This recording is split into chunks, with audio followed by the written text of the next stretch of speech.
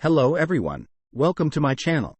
Today I'm going to share with you a great book about entrepreneurship, The Hard Thing About Hard Things by Ben Horowitz. In this book, Horowitz recounts his 8-year journey of entrepreneurship full of hardship and the valuable lessons he learned from it. I believe this will be an extremely valuable read for those who are entrepreneurs themselves or are interested in entrepreneurship. The author Ben Horowitz is one of the most successful internet entrepreneurs. In 1999, at age 32, Horowitz co-founded Loudcloud in Silicon Valley with his partner. Loudcloud was a cloud computing services provider and was considered a very forward-looking technology company. Soon after, the dot-com bubble burst and Loudcloud faced unprecedented challenges. But Horowitz managed to steer the company through the hard times with perseverance. He made difficult decisions like pivoting from its main business, reinventing as a software company, successfully going public, and eventually selling the company to Hewlett-Packard at a premium price, earning himself a $1.6 billion personal fortune. In addition to his own entrepreneurial pursuits, Horowitz later invested in and mentored many successful startups, including Skype, Facebook, Airbnb, and more. Silicon Valley elites like Mark Zuckerberg see him as a mentor, dubbing him the privileged license teacher for the new generation of Silicon Valley entrepreneurs. It's safe to say Horowitz is both a practical entrepreneur and a legendary investor.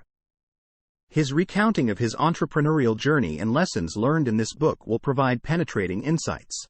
In 1999, at age 32, Ben Horowitz came to Silicon Valley with entrepreneurial dreams. At the time, the internet was still on the rise, and Google had just been born a year earlier. Together with his partner Mark Andreessen, Horowitz founded Loudcloud.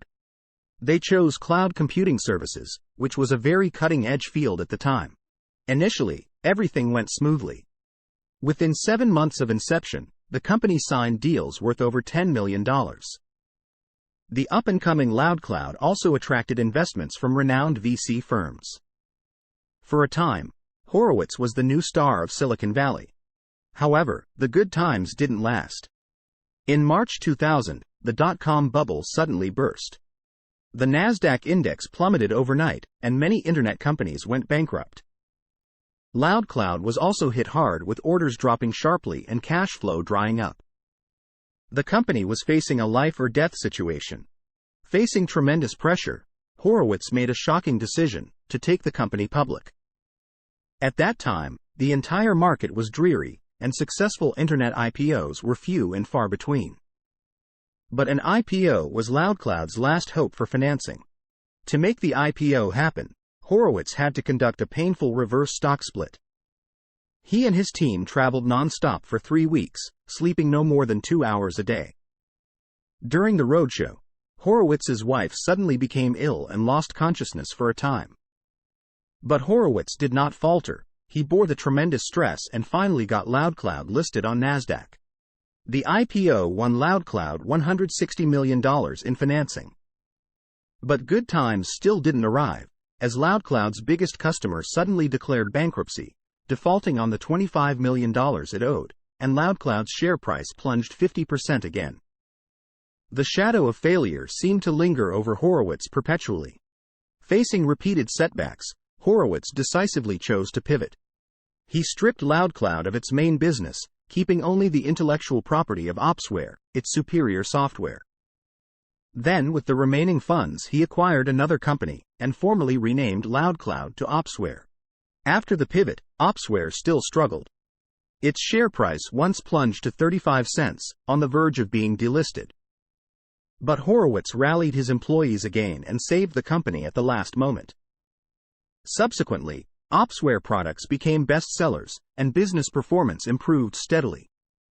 Finally, in 2006, Horowitz sold the company to Hewlett-Packard for $1.6 billion.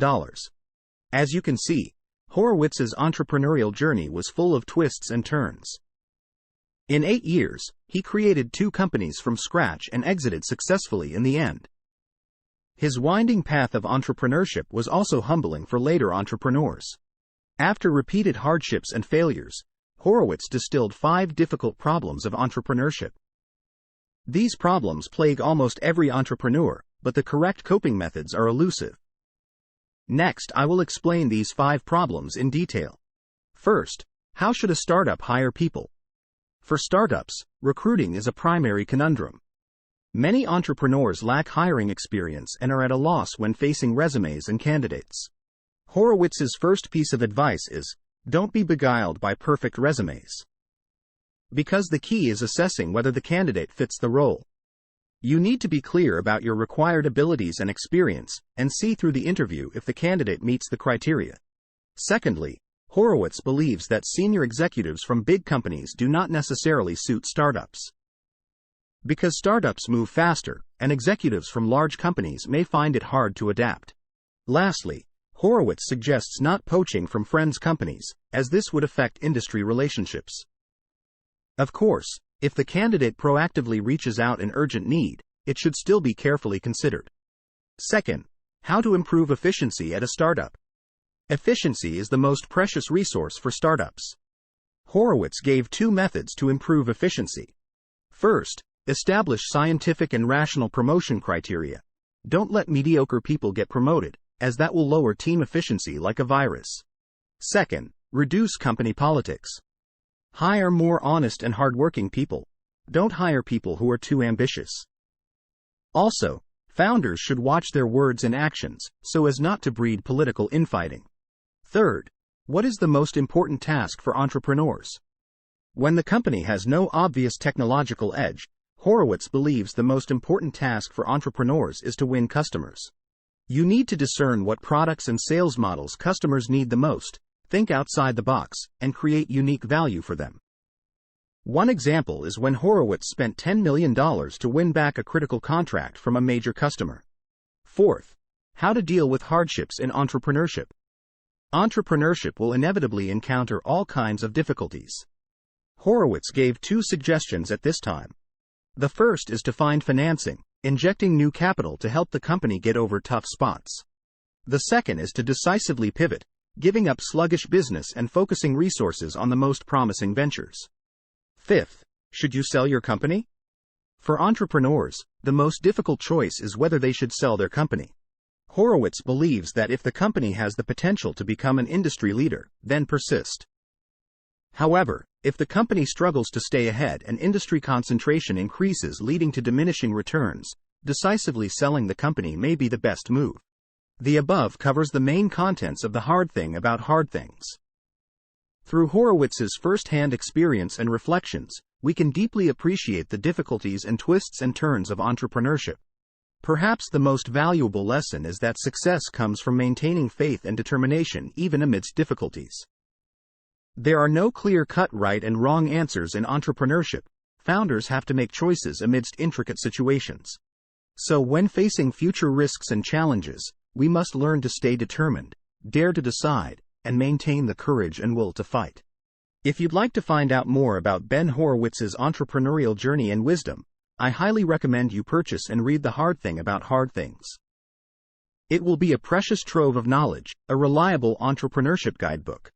That's all for today. Thank you for watching. See you in next time.